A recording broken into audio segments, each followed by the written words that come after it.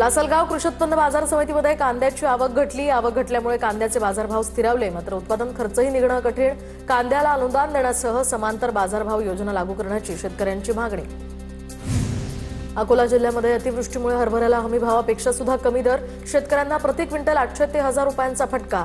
हरभरा उत्पादक शेतकऱ्यांची मोठी आर्थिक कोंडी। गडचिरोली जिल्ह्यातील आरमोरी या तालुक्यातील मागील 3 दिवसांपासून रानटी हत्तींचा हैदोस। मोठ्या प्रमाणात पिकांचं नुकसान। 30 हत्तींच्या कळपानं पाथरगोटा परिसरात हैदोस। धाराशिव जिल्ह्यामध्ये 2 लाख रुपयांपर्यंतच्या कर्जमाफीच्या निर्णयावर अनेक शेतकऱ्यांची नाराजी। 7/12 कोरा करण्याची जोरदार मागणी। शेतकरी सध्या चालू बाकीदार असल्यानं त्यांचा कर्जमाफीचा लाभ त्यांना मिळत नसल्याची तक्रार। सांगली जिल्ह्यातील 2 लाखांवर शेतकऱ्यांना कर्जमाफी शक्य। जिल्ह्यामध्ये 62,000 थकबाकीदार तर इतर 1.5 लाख नियमित कर्जदार। नियमित कर्जदारांनी 50,000 रुपयांपर्यंत प्रोत्साहन अनुदान देण्याचा निर्णय, तर पीक कर्ज यात देण्याचा सांगली जिल्हा बँकेचा मोठा वाटा। वाशिम जिल्ह्यामध्ये हरभरा काढणीच्या कामाला सुरुवात। अनेक ठिकाणी पिकं अंतिम टप्प्यात, सोबतच शेत साफ करण्यासाठी सुद्धा शेतकऱ्यांची लगबग सुरू। जुन्नरच्या माणिकडोहमध्ये 20 बिबट्यांचं गुजरातमधील वनतारा केंद्रात स्थलांतर। तर मागील काही दिवसांमध्ये जुन्नरमध्ये बिबट्यांचा वावर वाढला होता, त्यामुळे बिबट्यांना आता जेरबंद करण्यात आलं। मात्र केंद्राची क्षमता 50 असल्यानं इतर बिबट्यांचं वनतारामध्ये स्थलांतर होत आहे। गोंदियातील धोबाटोला या गावामध्ये सुरू असलेल्या बियर बार विरोधात ग्रामस्थ आक्रमक। बियर बार बंद करण्याची ग्रामस्थांची मागणी। खासदार नामदेव किरसाण यांच्याकडून बियर बार प्रकरणाची चौकशी करण्यात। सांगली महापालिकेचे विरोधी पक्षनेते मंगेश चव्हाण आणि युवराज गायकवाडांकडून महापालिकेच्या शाळांची झाडाझडती। शालेय विद्यार्थ्यांना देण्यात येणाऱ्या पोषण आहारासंदर्भात घेतला आढावा। महापालिकेच्या शाळेमध्ये भौतिक सुविधा उपलब्ध नसल्याचाही आरोप। बुलढाण्याच्या चिखली विधानसभा मतदारसंघात काँग्रेसला धक्का। चिखलीतील अनेक स्थानिक काँग्रेस नेत्यांचा भाजपात प्रवेश। मुंबईमध्ये भाजप प्रदेशाध्यक्ष रवींद्र चव्हाणांच्या उपस्थितीत त्यांचा पक्षप्रवेश। धाराशिवमध्ये सभापती पदावरून सुरू असलेला भाजप शिवसेना वाद मिटला। उमरगा पंचायत समितीमध्ये महायुतीची सत्ता। सभापती पद शिवसेनेकडे तर उपसभापती पद हे भाजपकडे। सभापतीपदी माजी आमदार ज्ञानराज चौगुले यांच्या मुलीची निवड। सांगली जिल्हा परिषदेमध्ये सत्ता स्थापनेचा तिढा कायम। राष्ट्रवादीकडून पक्षामध्ये व्हीप बजावण्यासंदर्भात अंतर्गत संघर्ष। सत्तेच्या गणितासाठी व्हीप कोण बजावणार यासाठी राष्ट्रवादीमध्ये मतप्रवाह। जत तालुक्यातल्या प्रश्नांवर खासदार विशाल पाटलांची आमसभा। तर नागरिकांनी वाचला तक्रारींचा पाढा। विशाल पाटलांनी संबंधित अधिकाऱ्यांना धरलं धारेवर। कोल्हापूर महानगरपालिकेतील सत्ताधारी महायुतीमध्ये वादाची ठिणगी। विषय समित्यांच्या सभापतीपदावरून वाद टोकाला। तर आता शिंदेच्या शिवसेनेचे सत्यजित जाधव यांनी ऐनवेळी दाखल केला अर्ज। राष्ट्रवादीच्या पदाधिकाऱ्यांचा यामुळे संताप। धुळे महानगरपालिकेच्या स्वीकृत नगरसेवकांसह स्थायी समितीचे सदस्य आणि महिला समितीच्या सदस्यांची 23 मार्चला निवड। तर महापौर मायादेवी परदेशी यांच्या अध्यक्षतेखाली विशेष महासभेचंही आयोजन। बीडमध्ये मस्साजोगसह 88 ग्रामपंचायतीच्या पोटनिवडणुका लागणार। तर पोटनिवडणुकांसाठी आता जिल्हा प्रशासनाची तयारी। राज्य निवडणूक आयोगाच्या निर्णयाकडे सर्वांचं लक्ष। प्रशासकीय पातळीवर तयारीला वेग। जळगावमधील रावेरच्या निंभुरा ग्रामपंचायतीमध्ये 15व्या वित्त आयोगाच्या निधीच्या खर्चावरून वाद। निधीच्या खर्चाचा घोळ झाल्याचा। अमरावतीमधील पेपरफुटी प्रकरणात अटक असलेल्या गटशिक्षण अधिकाऱ्याची खासदार बळवंत वानखेडे आणि आमदार गजानन लवटे यांनी शिफारस केल्याची माहिती समोर। खासदार आमदारांच्या शिफारसीनंतर जिल्हा परिषदेच्या सीओंनी सुधीर खोडे याला नियुक्त केलं होतं। नागपुरातील 12वी पेपरफुटी प्रकरणी एसआयटीची स्थापना। नागपूर ग्रामीण पोलिसांची एसआयटी करणार 12वी पेपरफुटीचा तपास। अप्पर पोलीस अधीक्षक अनिल म्हस्के यांच्या नेतृत्वात 5 सदस्यांची एसआयटी स्थापन। सांगलीच्या आटपाडीमधील प्रवीण कोळपे या शेतमजुराच्या मुलानं यूपीएससीमध्ये घवघवीत यश मिळवलं। मिटकी गावातील प्रवीणनं देशात 584वा क्रमांक पटकावलाय। वडिलांचं छत्र हरपल्यानंतर आईनं शेतात मोलमजुरी करून प्रवीणचं शिक्षण पूर्ण केलं होतं। नागपुरात वायुसेनेचे शहीद पायलट पूर्वेश दुरुपकर यांच्यावर अंत्यसंस्कार। त्यांच्या पार्थिवावर मानेवाडा या स्मशानभूमीमध्ये अंत्यसंस्कार करण्यात आले। वायुसेनेच्या जवानांकडून पूर्वेश अमर रहेच्या घोषणा। कोल्हापूरच्या केआयटी या कॉलेजमध्ये प्राध्यापक सौरभ जोशीचं विद्यार्थिनीशी गैरवर्तन। या प्रकरणी त्याचं निलंबन। केआयटी कॉलेज प्रशासनानं प्रसिद्धीपत्रक काढत ही माहिती दिली आहे। प्राध्यापक सौरभ जोशी विरुद्ध गोकुळ शिरगाव पोलीस ठाण्यामध्ये गुन्हाही दाखल। लातूर महापालिकेची अतिक्रमण हटाव मोहीम सलग 3ऱ्या दिवशी सुद्धा सुरूच।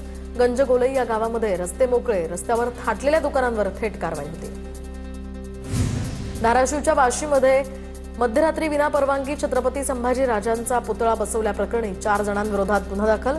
कळंब रस्ता चौकात अज्ञातांनी शंभूराजेंचा 6 फूट उंचीचा पूर्णाकृती पुतळा बसवला होता। या घटनेनंतर वाशी शहरामध्ये तणावपूर्ण शांतता।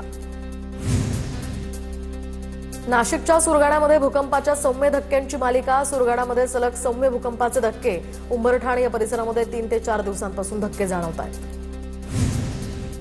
छत्रपती संभाजीनगरच्या गरवारे स्टेडियम आंतरराष्ट्रीय दर्जाचं करण्यासाठी झाडे तोडण्याचा निर्णय। महापालिकेच्या निर्णयाला निसर्गप्रेमी आणि नागरिकांचा तीव्र विरोध। गरवारे या परिसरामध्ये वृक्षतोडी विरोधात आजपासून आंदोलन सुरू। नागपूरच्या कामठी शहरामध्ये भटक्या कुत्र्यांच्या त्रासामुळे नागरिक त्रस्त। एका दिवसात 14 नागरिकांना कुत्र्यांनी चावा घेतल्याची घटना। जखमींमध्ये 5 महिला आणि 9 पुरुषांचा समावेश। भटक्या कुत्र्यांवर तातडीनं नियंत्रणाची नागरिकांची मागणी। नागपुरात 6 वर्षांपासून ग्राउंडेड असलेल्या एअर इंडियाच्या बोईंग 777 या विमानानं पुन्हा घेतली आकाशात झेप। तर आता दुरुस्ती आणि देखभाल पूर्ण झाल्यानंतर विमानाचा शुक्रवारी नागपूर ते अहमदाबाद टेस्ट फ्लाईट करण्यात आली आहे। रत्नागिरी ते मुंबई विजयदुर्ग सागरी रोरो सेवेचा विस्तार होणार। रोरो मार्गावर 3 नवीन थांबे मिळणार। रायगड जिल्ह्यातील दिघी, रत्नागिरीमधील जयगड आणि सिंधुदुर्ग जिल्ह्यातील वेंगुर्ला या ठिकाणी थांबे मिळणार। महाराष्ट्र सागरी महामंडळाचा हा निर्णय। भंडाऱ्याच्या कातखेडा या ठिकाणी नदीपात्रात शासनाच्या नियमांची पायमल्ली करत रात्री उशिरापर्यंत जेसीबीद्वारे उत्खनन। मजुरांच्या साह्याने वाळू उपसा करण्याची परवानगी। दरम्यान लिलाव झाले असले तरी मशीनद्वारे उपसा करण्याची परवानगी नाही। धुळ्यातील वाबळे या परिसरामध्ये आणि सुखवत जलशुद्धीकरणावर बसवले जाणार सौर ऊर्जा प्रकल्प। पाणी पुरवठा करणाऱ्यांसाठी लागणारी विजेची यामुळे बचत होणार। सौर ऊर्जा प्रकल्पामुळे महापालिकेचे 50 लाख रुपये वाचणार।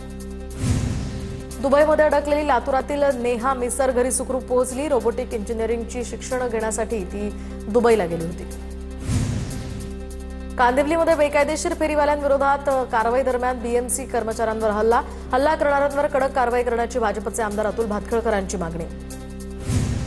साताऱ्याच्या कराडमध्ये डोंगरी विकास आराखडा योजनेतील विद्युत कामात भ्रष्टाचार झाल्याचा आरोप।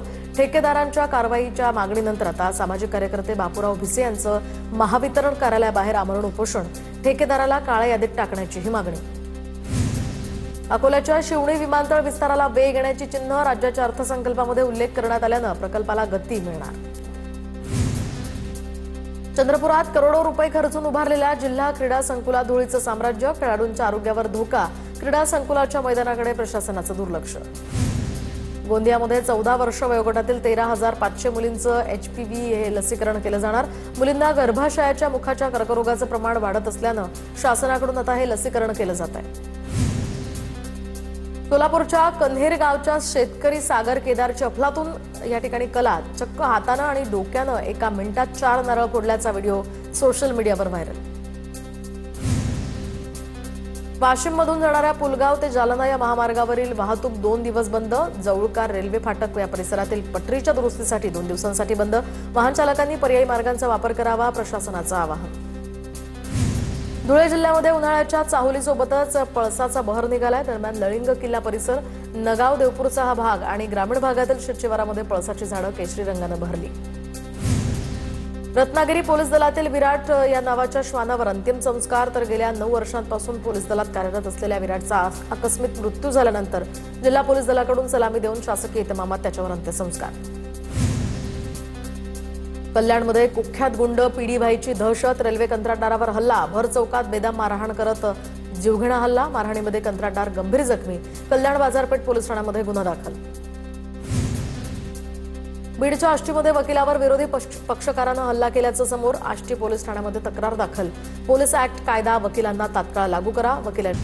पिंपरी चिंचवडमध्ये शेअर मार्केट गुंतवणुकीच्या आमिषानं 11 कोटींची फसवणूक। गुन्हा दाखल होताच पोलिसांकडून 7 जणांना अटक। खात्यातील 1,80,00,000 रुपये होल्ड। वर्धा पोलिसांची ऑपरेशन ड्रग्ज फ्री मोहिमेअंतर्गत MPDS या गुन्ह्यातील आरोपींवर कारवाई। मोहिमेमध्ये 40 पोलीस अधिकारी आणि 120 पोलीस अंमलदारांचाही सहभाग।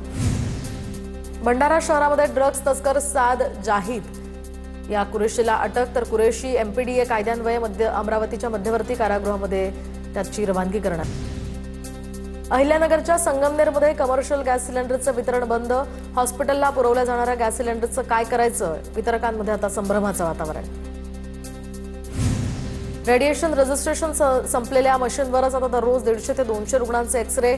KDMCच्या रुक्मिणीबाई रुग्णालयातला धक्कादायक प्रकार समोर।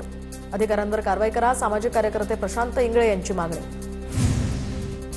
कोल्हापुरात पुणे बँगलोर हायवेवरील तांदूळवाडी गावाजवळ एसटी महामंडळाच्या हिरकणी बसला अपघात. बसचा टायर फुटल्यामुळे बस हायवेवरील डिव्हायडरवर जाऊन धडकली. एका प्रवाशाला यामध्ये किरकोळ दुखापत.